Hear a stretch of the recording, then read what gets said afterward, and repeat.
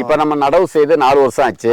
இது நல்லா காய்க்கும். இப்ப இத பிஞ்சு வருது. ரெண்டாவது இந்த பிஞ்சை சுத்தி இதுதான் கவுபக்குன்னு சொல்றோம். இத பாருங்க, வெள்ளை வெள்ளை இத பாருங்க இருக்கு கவுபக்கு. இந்த கவுபக்க சுத்தி எறும்புகள் வருது பாருங்க. இந்த கவுபக்கு என்ன செய்யும் சொன்னா, இந்த சீத்தாவுல இருக்கிற இந்த பிஞ்சில இருக்கிற சத்துக்களை உறிஞ்சி அந்த பிஞ்சுக்களை உதிர வைக்குது உங்களுக்கு. அதனாலதான் இது காய்க்கல. இத மாதிரி இருந்தா கண்டிப்பா உங்களுக்கு பிஞ்சு உதிரும். இந்த நத்தை இந்த பாருங்க அப்படியே ஒட்டிக்கிட்டு இது அப்படியே இருக்கிற சாறுகள் உறிஞ்சி சாப்பிடும். இது வராம இருக்கிறதுக்கு 200 லிட்டருக்கு 50 ml சைப்பர்மெத்திரின், 50 ml லாம்டா சைக்ளோத்ரின், அதோட 1/4 கிலோ பூம் பூஸ்டர், அடுத்து டெக்சைடு 1 லிட்டர் டெக்சை. இத எல்லாத்தையும் கலந்து நீங்க இதுக்கு ஸ்ப்ரே பண்ணிட்டேன்னு சொன்னா இந்த நத்தையினுடைய பிரச்சனையும் முடியும், இந்த எறும்பு இந்த கவுபக்கு இதனுடைய பிரச்சனைகள் எல்லாமே உங்களுக்கு நல்லா காக்கி. இது ஒரு பிரச்சனை இல்லை. 4 வருஷத்துக்குள்ள வளர்ச்சி எல்லாமே இந்த சீதா மரத்தை பொறுத்தளவு நமக்கு இருக்கு சார்.